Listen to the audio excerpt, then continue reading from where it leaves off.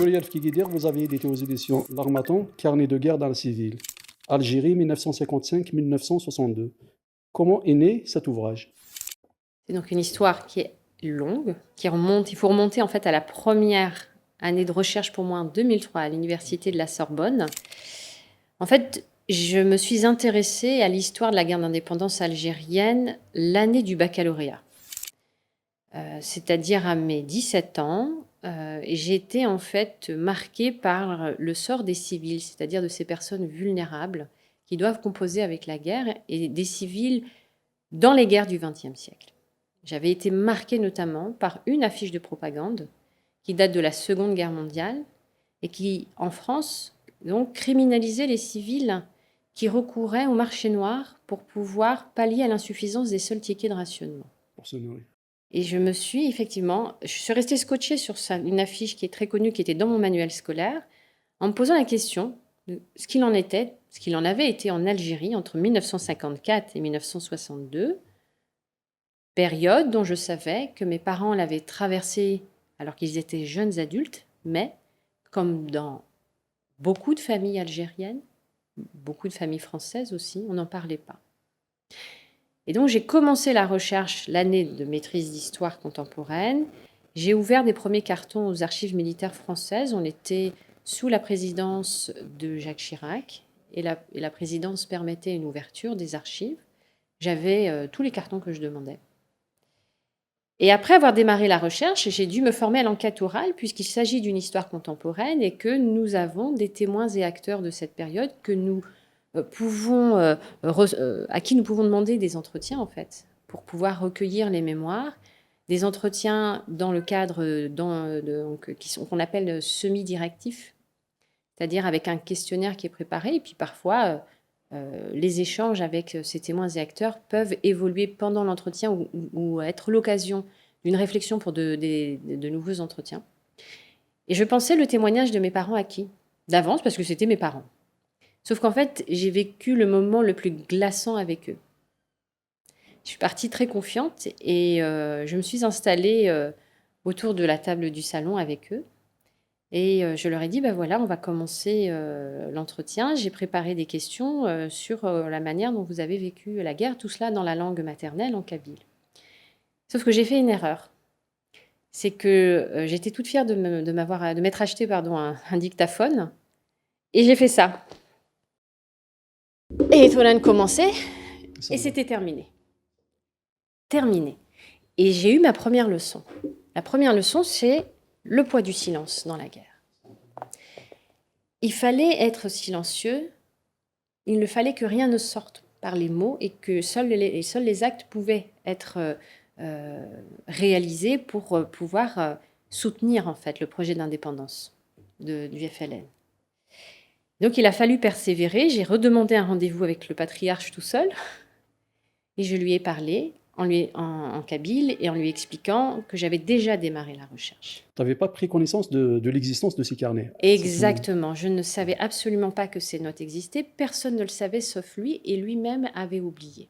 Et donc je me souviens exactement des mots que je lui avais dit. Je lui avais dit Aveva. بغير تفهمها امشي تساعدها من الجيران الجزائر امشي تعيشين داشي تسم داشي دي خوف كيميرن. Papa, j'aimerais savoir comment vous avez traversé la guerre en Algérie. Que mangiez-vous? Comment surviviez-vous? C'était quoi la peur qui vous traversait? Et c'est ce questionnement-là sur la survie alimentaire, sur la question des émotions pendant la guerre, qui a permis à mon père de se remémorer le fait qu'il avait écrit pendant la guerre. Mais pour lui, ce n'était pas un objet de recherche en histoire. Cette question de la survie alimentaire, il ne le voyait pas comme un objet de recherche. Sauf que si, on était à un moment dans l'histoire de l'histoire, dans l'histoire de l'écriture de l'histoire, dans cette capacité à ouvrir des sujets complètement singuliers qui pouvaient être celui-ci. Et la chose extraordinaire qui s'est passée, c'est que j'ai pu retrouver des archives du secteur sud-est de Michelet. Il faudrait qu'on puisse revenir pourquoi ce secteur, justement. En fait, la découverte de cette source m'a permis d'entrer dans ce qu'on appelle la micro-histoire. Parce que moi, j'étais déjà dans la difficulté de travailler à l'échelle de l'ensemble de l'Algérie sur ces un peu plus de 2 millions de kilomètres carrés.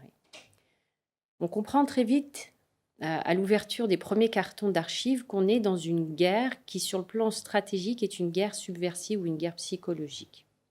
Souvent revient cette expression qu'on attribue à Mao Tse-tung, qui dit que l'ennemi se faufile à travers la population comme un poisson dans l'eau. Ça, c'est le point de vue donc de l'état-major français. Et ça, c'est la première chose. Et je comprends que les conditions de survie des populations civiles sont intimement liées aux conditions géographiques. Or, on sait que l'Algérie, c'est une grande diversité géographique. Si je comprends bien, au départ, vous étiez parti sur un autre thème avant la Non, découverte j'étais sur le même thème, mais à l'échelle nationale. nationale. Ensuite, j'ai compris qu'il fallait réduire un territoire et il fallait choisir un territoire. Et je suis allée là où ma boîte à outils était la plus remplie. C'est-à-dire que j'avais accès à des archives écrites, à la possibilité de témoignages de la part d'acteurs et témoins de l'époque, la pratique d'une des langues de l'Algérie, en l'occurrence pour moi c'est la langue kabyle, et le fait d'aller sur le terrain. Et comme je partais, comme beaucoup de familles algériennes, en vacances l'été en Algérie, j'avais déjà une certaine connaissance du terrain et j'avais ensuite, une fois que je démarrais la recherche, ce projet d'aller en Algérie dans Vous l'intention. avez interrogé des mémoires Exactement, oui, oui, tout à fait. Et en fonction des archives que j'avais trouvées euh, au service historique de l'armée de terre à l'époque au château de Vincennes, c'était là-bas que je travaillais surtout parce qu'en fait, je bénéficiais de la fin d'un incroyable inventaire des archives qui avait été terminé, achevé. Et donc, je pouvais choisir, sélectionner aussi bien la période que le secteur géographique. Et donc, ma boîte à outils, elle s'est retrouvée la plus remplie, c'est-à-dire qu'elle me permettait d'aller le plus loin possible dans la recherche, dans le secteur sud-est de Michelet, qui correspond en fait du côté de l'armée française à l'installation du 6e bataillon de chasseurs alpins, et du côté des témoignages possibles pour moi à cette même région, sachant que mes parents sont originaires de ce secteur. Mon père est originaire de la tribu des Athi-Lilton et ma mère est originaire de la tribu des Athi-Tsora. Et donc, je ne savais pas que mon père avait écrit. Vous parlez justement des archives, alors que vous aviez dans votre terroir familial des archives sur cette période précise de la Elles guerre. sont sur notre table aujourd'hui dans ce podcast. Ce sont 3 carnets qui sont des carnets algérois. Donc c'est pour moi un moment émotionnel très fort aujourd'hui de vous les apporter puisque c'est la première fois que ces carnets algérois reviennent en Algérie. Là où tout a commencé. En fait, cette source, elle est née d'abord au village. Elle est née sur des petits bouts de papier, des petits morceaux de carton Carton. que mon père trouvait ici ou là, sur lesquels il pouvait noter des faits majeurs qui concernaient les souffrances des civils, c'est-à-dire exactement dans mon questionnement universitaire. Est-ce qu'il vous a raconté comment il a eu l'idée de retranscrire son ressenti du moment sur des cartons? Alors, c'est un jeune paysan de 20 ans qui voit arriver une armée française qui s'installe en 6 postes différents autour de son village. Il prend conscience de la gravité des faits. C'est un autodidacte, c'est quelqu'un qui voulait déjà composer avec la langue écrite, la langue française écrite. Et cela, dès le début des années 50, à la faveur déjà de l'arrivée de 2 instituteurs français dans le village. Malheureusement, il ne peut pas suivre cette première scolarisation qui, de toute façon, était limitée pour les jeunes de plus de 14 ans. Elle s'était limitée juste à la connaissance de l'alphabet. Il tombe gravement malade et il doit se rendre à l'hôpital de Michelet. Et à Michelet, il observe le français que parle le médecin qui le soigne, qui est le docteur Lejeune, et les sœurs blanches qui sont présentes dans l'hôpital. Ça lui fait une première acculturation au français. Phonétique. Et il rentre au village, il est encore faible, il ne peut toujours pas aller à l'école, mais il s'installe dans ce lieu de rassemblement qu'on connaît tous dans les villages kabyles, qui est Tajmat. Et chaque fois que les jeunes enfants rentrent de l'école, qui est située plus au nord dans le village, il les arrêtait pour leur demander de refaire la journée de classe. À la maison, il s'employait tout seul à prendre les emballages alimentaires et à copier les étiquettes pour maintenir le geste graphique. Là, on est en 52-53, d'accord? Et quand la guerre éclate, très rapidement, les hommes du village doivent quitter le village parce que les fouilles sont d'une grande violence. Les emprisonnements ont lieu, notamment pour son père, donc mon grand-père Yaya, qui, lui, est né en 1917, donc il a une quarantaine d'années à ce moment-là. Il est revenu très récemment de France des suites d'une maladie grave, et il reste dans le village, il est emprisonné quasiment à chaque passage de l'armée française. Donc, mon père est entré dans le soutien à la Hélène par ce statut que l'on connaît du Moussebeul. Et les Moussebeul quittent progressivement le village. On le retrouve dans le journal de Mouloud Feraoun. Et d'ailleurs, quand mon père décide de prendre des notes, il le fait au même moment où Mouloud Feraoun, dans son école, commence à composer son journal dans les cahiers de ses élèves qu'il va masquer, dont il sait qu'il peut les masquer en cas d'arrivée de militaires. Et lui va être dans cette autre débrouille d'utiliser des bouts de carton, des morceaux de papier pour noter des faits date après date. Son père Yaya, qui est revenu de France, est revenu avec des objets qu'il avait chinés au marché aux puces de la porte de Montreuil. Parmi ces objets, il y a quelques montres. Et il y en a une dont il faut remonter le mécanisme, qu'il parvient à régler depuis un premier abri autour du village, où il entend en fait un militaire français parler à un autre, il se donne l'heure, l'un demande l'heure et le dit il est 20h. Et de dessous terre, sans être débusqué, il règle sa montre. J'ai compris que plus tard dans la guerre, il change de montre, il y en a une autre, et du coup cette autre montre est une montre à élastique. Des détails qui jouent un rôle essentiel, qui peut remonter jusqu'au cou des masqués lors d'une arrestation. Et c'est ce repérage dans le temps qui lui permet de suivre le calendrier, la chronologie, et de pouvoir noter ces événements de façon datée. Parfois, on retrouve l'heure aussi dans les entretiens par la suite. Quelle était la question? La question, c'est, moi, je vais revenir à la découverte de ces mémoires. Ouais. Le jour où vous avez découvert les mémoires. Oui. Ouais. C'était quoi, quel était votre premier ressenti? Ouais. C'est une très bonne question. Parce que quand j'ai démarré la recherche, mon directeur de recherche m'a dit que c'était un très bon sujet, que j'étais la première en France à l'aborder, mais qu'il n'y avait pas de source du côté des civils. Et pour cause, on était jusque-là dans un système colonial qui a éloigné les populations civiles de l'alphabétisation. Donc c'est une population qui est majoritairement analphabète, et donc on ne compte pas sur des sources écrites. Or, on veut faire une histoire intérieure. Et donc, quand j'en ai parlé avec mon père et qu'il m'a dit qu'il avait écrit, je lui ai dit, bah, tiens, il n'y a pas de source, pourquoi est-ce que tu me dis ça? Il me dit, bah, moi j'ai écrit, mais je ne pense pas que ça va t'intéresser. Je lui ai dit, bah si, maintenant que tu m'en parles avec un peu de détail en me disant que tu voulais noter les souffrances pour qu'on n'oublie pas, alors je veux bien la voir. Et il se trouve qu'il l'avait parfaitement conservé. Donc il s'est levé de la table du salon, il m'a demandé de patienter, et il est revenu avec cette source en particulier, qui est donc un carnet qui est en fait un carnet algérois.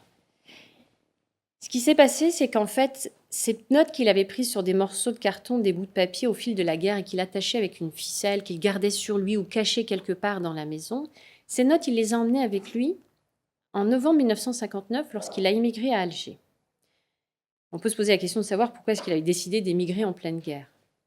En fait, on est à la mi-novembre 1959, au lendemain de l'opération Jumelle, une opération de grand ratissage, terrible opération dont il a gardé des acouphènes. Comment? De grande envergure. De grande envergure, effectivement, du plan Chal.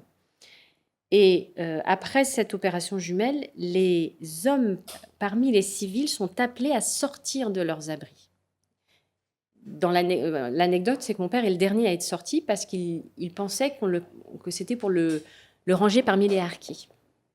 Et donc, il a refusé de sortir, et c'est sa mère, donc ma grand-mère Adidi, qui vient le chercher en faisant semblant de faire paître ses quelques chèvres, et qui lui dit qu'il faut sortir, que tout le monde l'attend. Il finit par sortir, il se rend à la mosquée du village. Il est accueilli par ce qu'il appelle un lieutenant, qui lui demande d'où est-ce qu'il était.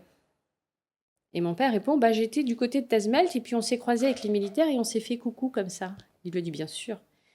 Il lui a mis 2 claques et lui a dit, t'as bien de la chance. T'aurais pu passer à la casserole toi aussi. Mon père a ensuite été appelé à participer à un recensement au sein de la SAST. Alors, dans le poste avancé de Takhlish Tehadaden, si je ne me trompe pas, ou alors c'est Taïfar Honoun. Et après cela, il est invité à travailler pour la SAS dans le cadre de la reconstruction des routes qui avaient été abîmées Dans la guerre. par la guerre. Il commence ce travail à raison de 6 francs par jour, mais la promiscuité avec les militaires dont il avait perçu toute la violence jusque-là, même si l'échiquier change et que l'ordre est donné de recevoir tous les civils pour un recensement, leur donner du travail, et donc une forme de communication qui était inexistante jusque-là entre les militaires français et les civils, tout cela ne lui convient pas. À ce moment-là, mon grand-père Yahya est à Alger, puisque un des voisins du village détenait à l'époque une ferme dans laquelle il pouvait être employé en tant qu'ouvrier agricole. Il a commencé par là en arrivant à Alger. Et dans le livre, je le raconte, c'était un moment qui était très difficile. Le corps avait déjà été très abîmé par la guerre, puisqu'ils ont essentiellement composé soit avec la disette, mais c'est un phénomène qui existait déjà avant la guerre, Les éléments.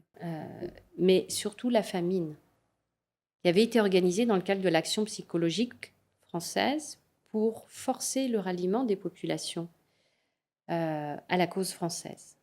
Et donc, il a fallu tenir. Et ce travail d'ouvrier agricole était un travail qui était beaucoup trop pénible. Et à ce moment-là, son père, Yahya, lui conseille d'aller voir sur un chantier de ferrailleur à Alger. Effectivement, il est embauché en tant que ferrailleur. Alors lui a un terme que j'aimerais faire rentrer dans le dictionnaire de l'Académie française, puisqu'il dit qu'il était chalumiste. C'est-à-dire qu'il utilisait le chalumeau pour faire fondre les pièces de véhicules notamment, ou d'avions. Et c'était à cela qu'il était employé à raison de 6 francs 50 par jour, sans assurance. Et c'est là qu'il a commencé à retranscrire. On y arrive. Cette débrouille linguistique qui était la sienne est repérée par le chef du chantier, un certain Lucien Reynaud, qui lui propose de devenir contremaître. Et on passe d'un salaire de 6 francs 50 par jour à 150 francs la semaine. Pour pouvoir subvenir aux besoins de la famille, rester au village, c'est quand même énorme. Donc il accepte. Sauf qu'il faut tenir la paye de ses ouvriers. Et pour tenir la paye de ses ouvriers, il doit s'acheter des carnets. Et bien ils sont là, ces carnets, achetés vers 1961. Et en fait, à la fin de l'année 1961, mon père subit un très grave accident de travail. Parce qu'en fait, la flamme de son chalumeau rencontre le kérosène résiduel d'un avion. Son corps s'enflamme, il est brûlé au 3e degré, il est pris pour mort, mais son chef de chantier l'emmène quand même à l'hôpital Mustapha Bacha, où il est soigné pendant un premier mois. Ensuite, il est renvoyé chez lui pendant un mois. Et c'est pendant cette convalescence qu'il décide d'entamer un travail de reconstruction chronologique de toutes ses notes et qu'il commence par ce premier message que je vais vous retrouver dans ce carnet où en fait le texte apparaît en 2 morceaux qui ne se chevauchent pas. Je vais vous montrer ça, je vais vous dire ça tout de suite. Tac, tac, tac. Voilà. Maison Carrée, le 2-2-62. Donc on est dans cette période de convalescence. Ensuite, je sens il y a une pause puisqu'il écrit Monsieur Guidir à Mokran, village Raïssa ou Yahya, Douar Ililten, commune de Michelet, Grande Kabylie, a été dans la guerre du 1-11-54 au 10-5-62 et doit être chacun, il donne à l'autre, ses nouvelles pour qu'on n'oublie pas. C'est une prise de conscience sur le fait que l'histoire ne doit pas oublier cette mémoire.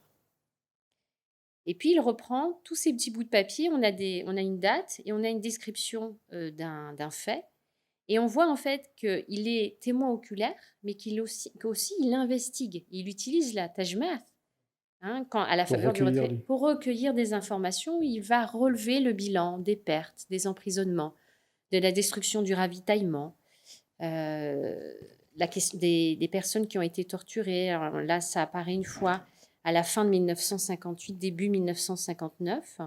Et puis, il y a un long passage qui est accordé à l'opération Jumelle, parce qu'en fait, il passe une première période de 12 jours dans l'abri avec son jeune frère Hassan, sans sortir. Il y a une des 3 compagnies du 1er régiment étranger de parachutistes qui est installée juste à côté de son abri. Il voit ces hommes passer, il voit ces hommes crier. Le texte est souvent onomatopéique, c'est-à-dire qu'il nous donne à entendre les sonorités de la guerre. Les militaires qui crient « j'en ai tué » et « oh, tape, tape », etc. Et ce texte se termine ensuite par une note qui pour moi est une chose bouleversante dont tout le monde devrait pouvoir s'inspirer. Il écrit alors « Chers amis, chers tous, on est le 1er novembre 62, la manifestation générale, j'ai été dans ma maison tout seul, je deviens bien content et bien placé. Tout ce qu'il faut, alors, tout ce qui se passe dans la vie, il faut le courage seulement. » Voilà la conclusion d'un témoin et acteur de la révolution algérienne qui, je crois, laisse assez sans voix quand même. Ces notes ont été retranscrites dans un français phonétique. C'est son travail. Lui est effectivement écrit dans un français phonétique. Et Est-ce qu'il était important pour vous justement de reproduire dans votre ouvrage pour les exemples l'historien, il n'y a rien de plus important que la source ou que la source écrite. officiels?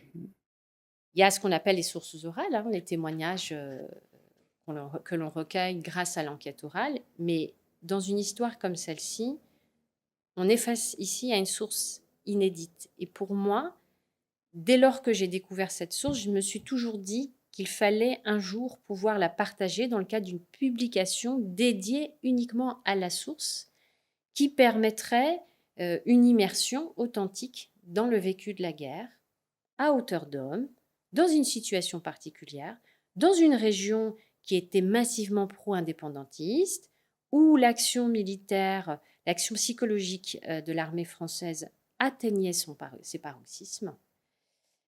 Et l'idée, c'était de pouvoir permettre de retrouver des scènes de vie et de survie authentiques. C'est la petite histoire qui donne accès à la grande histoire. Et donc, j'ai effectivement eu à réfléchir à la structure de ce livre. Ce qui est advenu, c'est que pour moi, c'est la peinture qui m'a aidée, je l'ai construit sous la forme d'un triptyque. Le premier morceau, c'est la source à l'état brut, avec sa transcription en miroir. C'est tout le travail de déchiffrage que j'ai mené avec mon père, qui n'était pas simple, parce que c'est bien de découvrir la source, mais il fallait encore pouvoir la comprendre et la déchiffrer.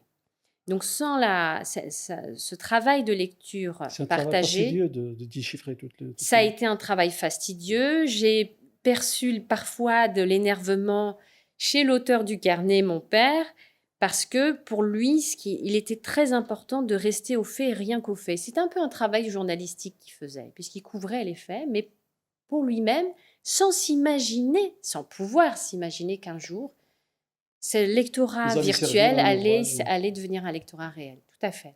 Et à devenir une source qui, à mes yeux, aujourd'hui, fait partie du patrimoine Comment il a algérien. réagi à l'idée de voir un carnet qui est, si on peut l'appeler ainsi, intime, faire office d'un ouvrage historique? C'est une bonne question. Je lui ai demandé la permission, parce que c'est effectivement une mise à nu des souffrances d'une famille qui est la mienne, en plus du reste. Il y a la prise de conscience du caractère inédit, la confiance que mon père m'a accordée. Je sais que c'est une histoire de trauma. C'est déjà difficile de témoigner à quelqu'un de manière ponctuelle. Là, c'est un travail sur 20 années, des entretiens qu'on avait de manière très intense les années d'études universitaires. un peu moins rapprochés, mais tout de même réguliers, le mercredi, après le café, le dimanche après le couscous, pendant les vacances scolaires pour moi qui suis enseignante, et puis un travail qui redevient, très intense. Alors une première fois en 2018, là où j'ose demander si mon père sait comment mon grand-père a été torturé, et en fait je retrouve, heu, la scène que je donne dans le livre, que je retranscris dans le livre exactement selon le verbatim de l'entretien. Et il y a eu un événement déclencheur. Alors, outre la demande de mon fils d'écrire un livre qui expliquerait comment son grand-père, et pourquoi son grand-père avait dû se cacher pendant la guerre, parce que ça ressemblait beaucoup à une forme d'enterrement quand même, ces abris. Pour moi, c'est Si c'est de vivre. oui, alors la terminologie française, c'est que ce sont des hors-la-loi, HLL. Ce sont les mousbeuls au sein de la révolution, de la terminologie de la révolution, algérienne. Et il m'est souvent venu, après la consultation des archives, les entretiens, l'idée que c'était des HLV, des hors-la-vie, ni morts ni vivants, et qui attendaient que l'indépendance soit acquise pour pouvoir réapparaître dans le paysage social. Et c'est une partie de l'histoire qui n'a pas été documentée jusqu'à ce jour. Je n'en connais pas personnellement, mais de toute façon, cette Qu'est-ce qui source, fait que c'est la difficulté de retrouver des sources écrites? les gens ne savaient pas. Alors, on peut travailler sur les civils sans avoir des sources écrites sur les civils. C'était là-dessus que j'étais partie. L'interrogatoire oral. Voilà, l'enquête orale, absolument. Donc là, on a changé de question, parce que moi, j'avais une chose à dire encore Allez-y. sur, sur C'est le... votre fils qui demandait pourquoi Ouais, mais son ça, c'est le compte. premier électrochoc pour moi. Mais le deuxième électrochoc qui fait que mon père accepte que ce livre sorte, c'est l'année 2021, qui est une année concernée encore par la pandémie du Covid, où je faillis de perdre mes deux parents, qui sont hospitalisés dans un état grave. Et la première réaction que j'ai eue à la maison, sachant que nous étions dans une période où nous ne pouvions pas visiter les malades, ça a été un effondrement physique. Et m'est revenu à l'esprit ce projet que j'avais gardé depuis bien longtemps, qui était de publier la source et de pouvoir la remettre entre les mains de mon père, de son vivant, pour lui dire que l'oubli ne sera pas. Donc j'ai prié pour ça et C'est j'ai son legs en démarré. quelque sorte. Comment? C'est son legs. Oui, à toute l'Algérie d'ailleurs. Et donc je me mets à écrire, et là les entretiens redeviennent assez intensifs, hein, euh, avec son accord, parfois même par téléphone du fait de la période de pandémie. Mais l'idée, c'est d'arriver à sortir un premier livre qui n'est pas exhaustif. Il ne dit pas tout de ce que j'ai reçu en termes de transmission de mémoire, d'explication, même par rapport aux archives que j'ai conservées. Mais c'est un premier tout qui permet une première approche du vécu des civils pendant cette période douloureuse. Vous avez même fait témoigner votre mère dans le livre à un moment. Alors, c'est une bonne question, parce que, comme je l'avais raconté tout à l'heure, il y a eu ce premier moment glaçant. Et en fait, ma mère s'est retirée du témoignage pendant très longtemps. Elle est réapparue en 2018 lorsque j'ai, à la suite de la commande de mon fils, là, elle intervenait un peu dans les entretiens où elle était présente. Et c'est à cette occasion qu'à un moment donné, elle libère sa parole et parle d'un moment glaçant pour elle aussi, hein, enfin, pendant cette période difficile.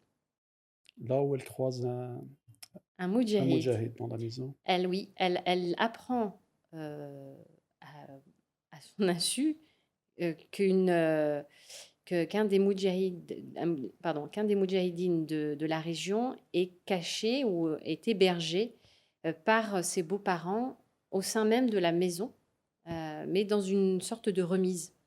Et on lui refuse l'accès de cette remise en prétextant des travaux, hein, donc une certaine dangerosité à accéder à ce lieu. Et en réalité, c'est un des moudjahidines qui est hébergé là. Et un jour, elle se retrouve nez à nez avec lui. Il y a le rôle de votre fils dans l'édition de cet ouvrage.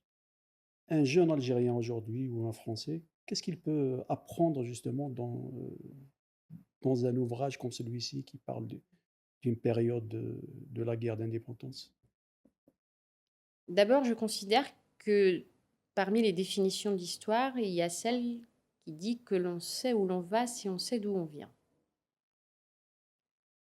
Cette histoire, c'est une histoire de résilience, de courage, de sacrifice.